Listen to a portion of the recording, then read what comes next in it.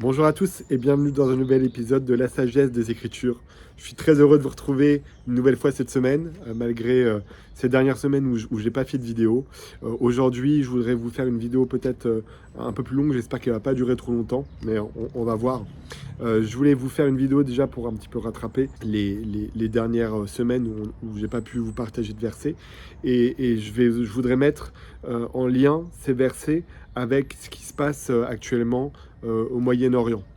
Vous êtes tous au courant que Israël est rentré en conflit avec ses voisins et que la guerre a repris et continue et il y a beaucoup de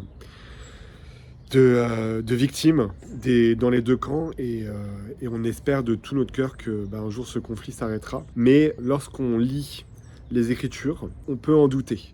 En fait, lorsqu'on se plonge dans l'Apocalypse, Apocalypse qui est donc le livre de la Révélation, où Jean voit toute l'histoire de la Terre, dans les derniers chapitres, il voit qu'en fait, avant le retour du Christ, il y aura une période de grande guerre et le conflit sera centralisé justement au niveau d'Israël et dans cette partie du monde. Et donc, est-ce que ce conflit va s'arrêter? D'après Apocalypse, le conflit ne va pas s'arrêter, il va continuer et il va jusqu'à arriver à un point où en fait Israël sera sur le point d'être détruit, et c'est à ce moment-là où il y aura le retour du Christ. Alors, le retour du Christ se fera en plusieurs étapes, mais une étape importante, c'est que Jésus-Christ viendra pour délivrer Israël. Il descendra du ciel, il fendra le mont des Oliviers en deux, et quand le peuple d'Israël le verra, ils diront « Mais qui es-tu ? Qui t'a fait ces trous dans tes mains et dans tes pieds ?» Et Jésus dira « Je suis le Christ, je suis celui que vos pères ont crucifié. » Et c'est à ce moment-là où le peuple d'Israël croira. Mais donc avant ce moment-là, le conflit va s'accentuer, il va y avoir encore beaucoup de décès et ça n'ira pas en s'améliorant. Pourquoi je vous parle de ça? Je vous parle de ça parce que en fait, cette guerre devrait être un signe pour chacun d'entre nous de l'imminence du retour du Christ. Jésus-Christ a promis qu'il reviendrait sur terre, et les signes qu'on a autour de nous sont les signes que bientôt, sa seconde venue est en train de s'approcher. Donc, personne ne connaît l'heure, personne ne connaît le jour, personne ne connaît la date, mais il nous avait dit qu'on aurait les signes qui nous diraient si on se rapproche ou pas. Et la guerre en Israël et le fait que le conflit s'intensifie comme ça est clairement l'un des signes qui avait été décrit dans la Bible.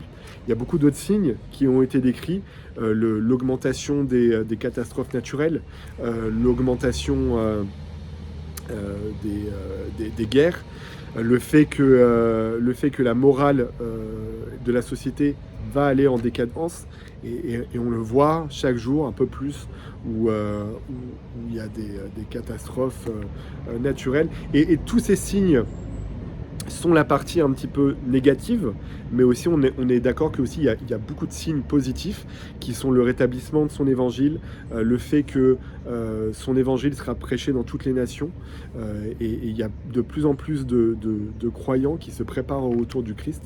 Et voilà, et en fait ces signes positifs et négatifs sont dans tous les cas des signes que le retour du Christ est imminent. Et donc à nous de nous préparer.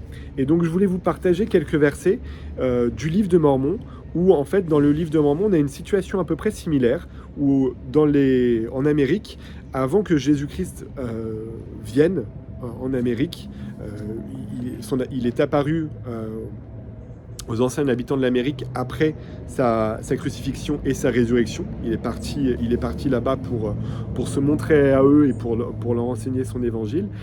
Et les prophètes avaient prévenu le peuple. Il leur avait dit au peuple, il faut se préparer, parce qu'à un moment, Jésus-Christ, il va venir, et donc vous allez avoir tel signe, tel signe, tel signe. Et donc c'est un peu tous ces signes qu'on retrouve à partir de Élaman jusqu'à 3 Néphi, de 3 Néphi 1 à 3 Néphi 11. On a un petit peu toute cette période de la naissance du Christ jusqu'à sa mort, et les moments où 3 Néphi 11, le moment culminant où Jésus-Christ apparaît au peuple.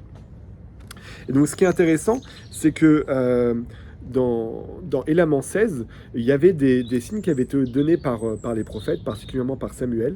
Et donc il y avait beaucoup de signes qui avaient été donnés. Et le peuple, je vais vous lire, ce sera plus simple. Le peuple avait commencé à s'habituer à ces signes. Et donc, je vais vous lire certains passages. Donc, Élaman 16, le verset 15. Néanmoins, le peuple commença à s'endurcir le cœur. Tous, sauf la partie la plus croyante d'entre eux, tant les Néphites que des Lamanites, et ils commencèrent à se fier à leur propre force et à leur propre sagesse, disant : Parmi tant de choses, il y en a qu'ils ont pu deviner correctement. Mais voici, nous savons que toutes ces œuvres grandes et merveilleuses dont on a parlé ne peuvent arriver. Et ils commencèrent à raisonner et à contester entre eux, disant : Il n'est pas raisonnable qu'un être tel qu'un Christ vienne. S'il en est ainsi, et s'il est le Fils de Dieu, le Père du ciel et de la terre, comme l'a-t-on dit, pourquoi ne se montre-t-il pas à nous, aussi bien qu'à ceux qui seront à Jérusalem ? Oui, pourquoi ne se montre-t-il pas dans ce pays, aussi bien que dans le pays de Jérusalem ? Mais voici, nous savons que c'est une tradition perverse qui nous a été transmise par nos pères, pour nous faire croire en une chose grande et merveilleuse qu'il doit arriver, mais pas chez nous, mais dans un pays très lointain, un pays que nous ne connaissons pas. C'est pourquoi ils peuvent nous garder dans l'ignorance, car nous ne pouvons être témoins de nos propres yeux que c'est vrai. Et par la ruse et les arts mystérieux du malin, ils accomplissent quelques grands mystères que nous ne pouvons comprendre, qui nous gardera dans l'abaissement pour être serviteurs dans leurs paroles, et aussi leurs serviteurs, car nous dépendons d'eux pour l'enseignement de la parole, et ainsi, ils nous garderont dans l'ignorance tous les jours de notre vie si nous leur cédons. Et le peuple imagina dans son cœur beaucoup d'autres choses qui étaient insensées et vaines. Donc on voit qu'en fait le peuple, il y avait des signes qui commençaient à arriver, et le peuple, il raisonnait avec sa propre intelligence en se disant : ah mais non, il y a une explication à ça, s'il y a ça, c'est parce qu'il y a ça, mais en fait les signes, ça ne veut pas dire que Jésus-Christ va arriver, c'est pas vrai, voilà. Et en fait, les signes qui étaient extraordinaires et qui avaient été prédits par des prophètes des années et des années auparavant, quand les signes se sont produits, le peuple a dit : bon, en fait, non, c'est normal. C'est pas parce que les prophètes l'ont prédit, c'est parce que, voilà, je sais pas, il y a telle ou telle raison. Et je sais que c'est ce qui se passe un petit peu à notre époque. Par exemple, si on dit qu'il y a une augmentation des catastrophes naturelles, et ben, il y aura beaucoup de gens qui vont dire : ah oui, mais l'augmentation des catastrophes naturelles, ça s'explique, c'est pas pour le retour de Dieu, c'est à cause du réchauffement climatique, c'est parce que il y a une meilleure capacité d'enregistrer les catastrophes. Maintenant, on sait tout ce qui se passe dans le monde, donc forcément, il y a plus de catastrophes. Et donc, en fait, tous ces signes vont être dilués. S'il y a des problèmes au niveau de la morale, bon, bah, en fait, c'est pas vraiment des problèmes, c'est une évolution dans le bon sens. S'il y a des guerres, ben, en fait, c'est la même chose. Les guerres, elles s'expliquent. C'est pas parce que ça prédit le retour du Christ, non. C'est juste que c'est les conflits géopolitiques, c'est comme ça, et c'est la vie. Et en fait, c'est une coïncidence, quoi. Bon, les prophètes, ils en ont parlé dans la Bible depuis 2000 ans. Mais non, ça ne veut absolument pas dire que c'est le retour du Christ. Et en fait, quand on continue à lire dans ces versets, dans 3 Néphi 1, en fait, il y a un grand signe qui est donné, le signe où on ne pouvait pas se tromper, où c'était le peuple qui a vu qu'il allait avoir en fait une journée, une nuit et une journée où il ferait jour tout le temps, et pourtant le peuple verrait le soleil qui se couche, mais dans la nuit il n'y aurait pas de ténèbres. Ce serait le jour de la naissance du Christ. Et ce jour-là arrive, et toutes les personnes qui avaient renié les signes, en fait, quand ce jour-là arrive à ce moment-là, et ben ils se rendent compte qu'en fait c'est trop tard, quoi. Tout leur avait été donné, et maintenant le signe qu'ils ne peuvent pas nier, et ils tombent un petit peu des nues, alors que on savait pas, alors qu'en fait si, tout avait été donné. Et donc il y a ce grand signe, et la majorité du peuple à ce moment-là va se convertir à la naissance du Christ. Mais bon, comme vous savez, entre la naissance du Christ et sa mort, il y a 33 ans. Et donc en fait pendant ces 33 ans, donc cette période de 1 Néphi 1 jusqu'à 1 Néphi 10, vous allez avoir en fait le peuple qui malgré ce grand signe, va l'oublier et va retomber dans ses travers, va retomber dans ses péchés, va retomber en disant ah non en fait c'était n'importe quoi à ce moment-là, c'était je sais pas, il y a dû avoir un problème au niveau de la terre, mais il y a une explication scientifique, c'était pas un signe de Dieu, c'était juste il y a dû avoir un problème à ce moment-là, et en fait le peuple va retomber dans son incrédulité. Et sauf que la deuxième fois, quand Jésus-Christ arrive, il y a des tremblements de terre, il y a des catastrophes, et la partie, on lit que la partie la plus méchante du peuple a été détruite dans ces tremblements de terre, dans ces inondations. Je vous laisserai lire tout ça dans 3 Néphi 9 et 10. Mais voilà, je dis pas ça pour nous déprimer, ok. Au contraire, dans 3 Néphi 10, au milieu de ces grandes destructions, la voix du Christ va se faire entendre. Et il leur dit, et vous tous qui avez été épargnés, parce que vous étiez plus justes qu'eux, n'allez-vous pas maintenant revenir à moi et vous repentir de vos péchés et être convertis afin que je vous guérisse? Oui, en vérité, je vous le dis, si vous venez à moi, vous aurez la vie éternelle. Voici le bras de ma miséricorde est étendu vers vous, et celui qui viendra, je le recevrai, et bénis sont ceux qui viennent à moi. Et à tous ceux qui m'ont reçu, j'ai donné de devenir les fils de Dieu, et je ferai de même à tous ceux qui croiront en mon nom, car voici, par moi, vient la rédemption, et en moi la loi de Moïse est accomplie. C'est pourquoi quiconque se repent et vient à moi comme un petit enfant, je le recevrai, car le royaume de Dieu est pour ceux qui leur ressemblent. C'est pourquoi repentez-vous et venez à moi, extrémité de la terre, et soyez sauvés.